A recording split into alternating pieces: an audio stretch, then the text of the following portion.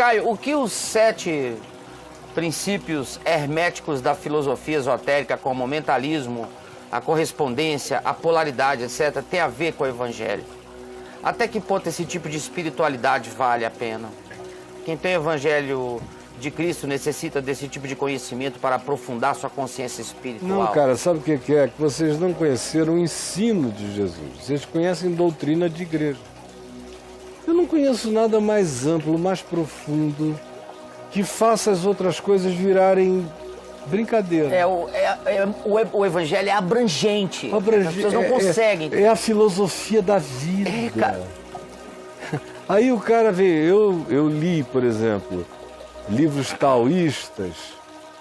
Eu tinha um amigo taoísta que lia meus livros e me dava livros taoístas. Certo. E eu li vários. Filosofia legal, coisas interessantes, mas infantis quando eu comparava com os princípios de Jesus. Sim. Não estou falando com doutrina batista, nem presbiteriana. Isso tudo aí é o que faz vocês ficarem pensando que sabem alguma coisa, e o que vocês sabem é uma construçãozinha humana, sistematizada, que não representa o Evangelho nem o ensino de Jesus. E geralmente são coisas toscas, pequenas, burras, cartesianas, herméticas, fechadinhas, não cabem numa inteligência maior, não aguenta ficar ali dentro. Então, não, o Evangelho não precisa de nada disso. Você é que precisa conhecer o Evangelho. Aí eu fico vendo, até gente aqui do Caminho da Graça, que vieram aí de várias igrejas, não tiveram tempo ainda de entender bem o Evangelho. Tá. E aí de vez em quando eu vejo o cara impressionado com uma coisa esotérica para um lado, outra coisa esotérica para o outro. Aí vem e me fala, olha pastor, você não acha isso aqui profundo? Eu digo, não, acho isso aqui tolo, só é profundo se você não levar em consideração isso. Se você levar, é tolo, tem aparência de profundidade.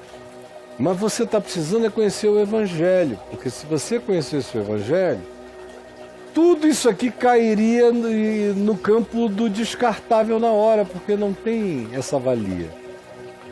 De Jesus, eu vou, de qualquer que seja o melhor budismo, o melhor do budismo eu tenho em Cristo, no Evangelho. O melhor do taoísmo eu tenho em Cristo, no Evangelho. O melhor de Confúcio eu tenho em Cristo, no Evangelho. O melhor de Zoroastro eu tenho em Cristo, no Evangelho. O melhor de Maomé eu tenho em Cristo, no Evangelho. O melhor de Kardec, que seria a caridade, eu tenho em Cristo, no Evangelho. O melhor de qualquer um, de Krishna, eu tenho em Cristo, no Evangelho. Jesus, nele habita toda a plenitude da sabedoria e do conhecimento. Por exemplo, quando eu comecei a estudar mecânica quântica, bem novinho, ter acesso aos primeiros livros que foram ficando mais simples para um indivíduo não científico como eu entender, há uns 40 anos atrás, eu comecei a ler aqueles ensaios e aqueles princípios e tudo mais, e eu fui vendo como Jesus lidava com aquelas categorias na dimensão da fé, sem nenhum problema. Para Jesus, o grande não é o grande, para Jesus o grande é onde habita o significado. Para Jesus, o importante não é o tempo, para Jesus o que é importante é o agora, é o hoje, a decisão desse momento. O Evangelho é cheio de impermanências quânticas. Para ser um discípulo de Jesus, você tem que, para permanecer em Jesus, você tem que aceitar a impermanência nas outras coisas fixas do planeta. Está tudo aí. Eu não preciso ir a ninguém.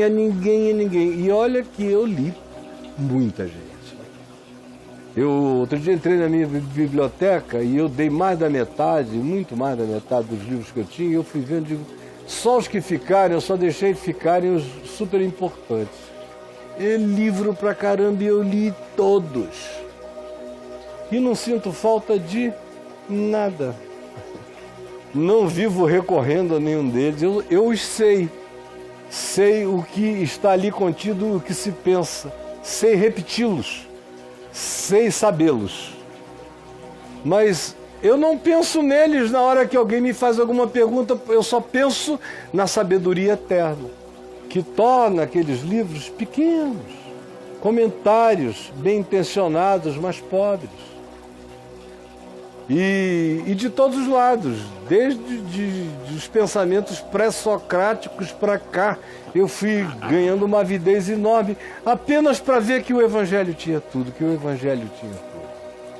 Então, quando eu digo que, para mim, Jesus é a chave hermenêutica, não só da Bíblia, mas da vida, quem está falando isso aqui a você não é um cara que só leu a Bíblia, ou leu livrinhos de seminário, ou de doutrina reformada. Não, eu li tudo e leio tudo e me interesso muito mais pelo que a religião abomina do que pelo que a religião recomenda.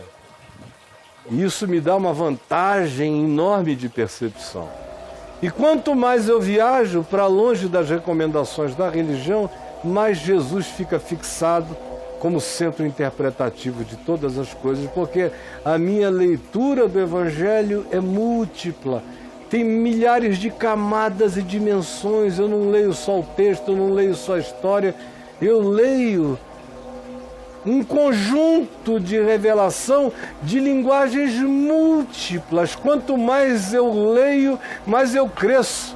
Quanto mais a ciência traz insights, mais eu vejo que o Evangelho já os tinha.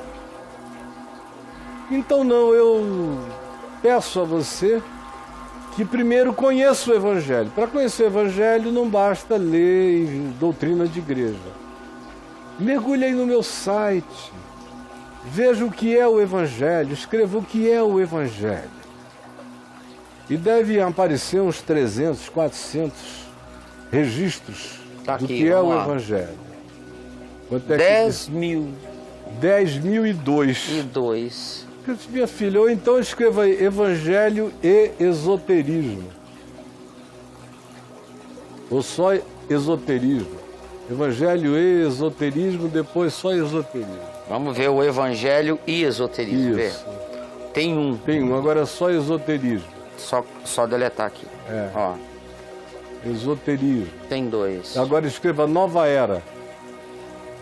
Nova Era. Nova Era. Era. 2.836. E aí bota assim, Jesus e a Nova Era.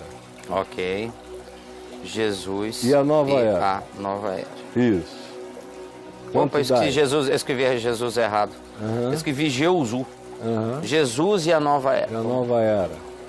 1422. Então, olha, começa por aí, Jesus e a Nova Era. Já dá para tá bom, meu filho? Vai te ajudar demais e acabou aqui. Caio, só uma pergunta rápida aqui sobre isso, tudo que você disse. Tá. Esses caras que a abrangência, o Evangelho abrange, não adianta, tá todo mundo ali. Quem escreve essas coisas, quem vai por esses caminhos, eles mamam no Evangelho ou eles acertam algo por intuição? Alguns foram anteriores a Jesus.